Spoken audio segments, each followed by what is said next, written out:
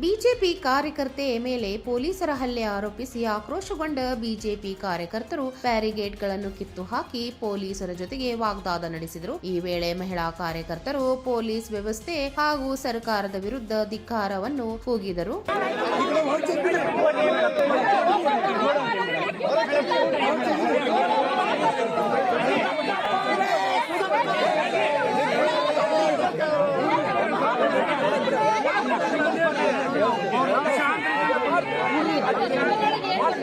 ಕಾಂಗ್ರೆಸ್ ಸರ್ಕಾರಕ್ಕೆ ಮಹಿಳೆಯರ ಮೇಲೆ ದೌರ್ಜನ್ಯ ಮಾಡುತ್ತಿರುವ ಕಾಂಗ್ರೆಸ್ ಸರ್ಕಾರಕ್ಕೆ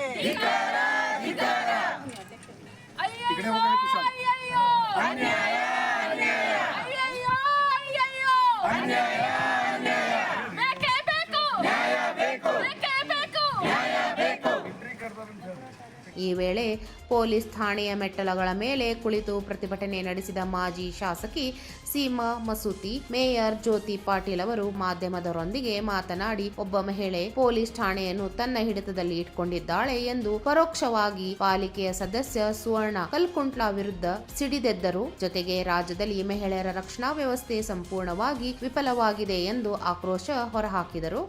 ಯಾವುದೇ ಒಂದು ಹೆಣ್ಮಗಳಿಗೆ ಈ ರೀತಿಯಾಗಿ ದುರ್ವರ್ತನೆ ಮಾಡಿದಂಥ ಎಲ್ಲರೂ ಯಾರಿದ್ದಾರೆ, ಮಹಿಳಾ ಸಿಬ್ಬಂದಿ ಪೊಲೀಸವರು, ಅದೇ ರೀತಿ ಈ ಕೇಶವಾಪುರ ಪೊಲೀಸ್ ಠಾಣೆಯ ಇನ್ಸ್ಪೆಕ್ಟರ್ ಆಗ್ಬೋದು ಹಾಗೂ ಅಲ್ಲಿ ನೆರೆದಂಥ ಎಲ್ಲ ಪೊಲೀಸರನ್ನು ಮೊದಲೇದಾಗಿ ಅರೆಸ್ಟ್ ಮಾಡಬೇಕಂತ ಹೇಳಿ ನಾನು ಆಗ್ರಹವನ್ನು ಮಾಡ್ತೇನೆ.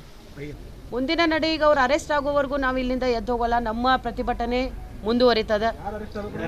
ಪೊಲೀಸ್ ಇನ್ಸ್ಪೆಕ್ಟರ್ ಇಲ್ಲಿ ಅರೆಸ್ಟ್ ಆಗಬೇಕು ಮತ್ತು ಅದೇ ರೀತಿ ಪಾಲಿಕೆ ಸದಸ್ಯರ ಮೇಲೆ FIR ಆಗಬೇಕು.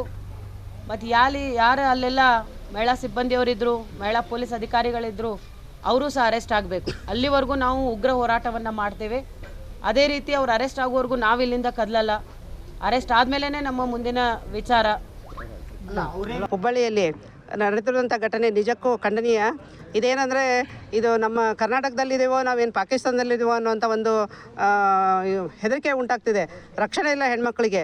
ಯಾವಾಗಂದರೆ ಅವಾಗ ಬಂಧಿಸುವುದು, ಹೆಣ್ಣು ಮಗಳನ್ನು ವಿವಸ್ತ್ರ ಮಾಡುವುದು, ಯಾರೋ ಒಂದು ಒಬ್ಬ ಪಾಲಿಕೆ ಸದಸ್ಯ ಕೊಟ್ಟಂಥ ಒಂದು ಕಂಪ್ಲೇಂಟಿಗೆ ಇಷ್ಟು ಘೋರವಾಗಿ ಒಂದು ಹೆಣ್ಣು ಮಗಳ ಮೇಲೆ ಅನ್ಯಾಯ ಆಗ್ತದಂದರೆ ಇದು ನಿಜವಾಗ್ಲೂ ಕಾನೂನು ಅನ್ನೋದು ಕಣ್ಣು ಮುಚ್ಚಿಬಿಟ್ಟಿದೆ ಇಲ್ಲಿ ಕಾಂಗ್ರೆಸ್ ಸರ್ಕಾರದಲ್ಲಿ. ಕಾಂಗ್ರೆಸ್ ಸರ್ಕಾರದವರು ನೀವೇನು ಮಾಡ್ತಿದ್ದೀರ ಅದೇ ನಿಮಗೆ ನಿಜ ಅನ್ನಿಸ್ಬಿಟ್ಟಿದೆ. ನೀವು ಇವತ್ತು ನಿಮ್ಮ ಒಬ್ಬ ಪಾಲಿಕೆ ಸದಸ್ಯರು ಇಷ್ಟೊಂದು ಹೇಯವಾದಂಥ ಕೃತ್ಯವನ್ನು ಮಾಡ್ತಿದ್ದಾರೆ, ನೀವು ಕಣ್ಣು ಮುಚ್ಕೊಂಡು ಕೂತಿದ್ದೀರಾ.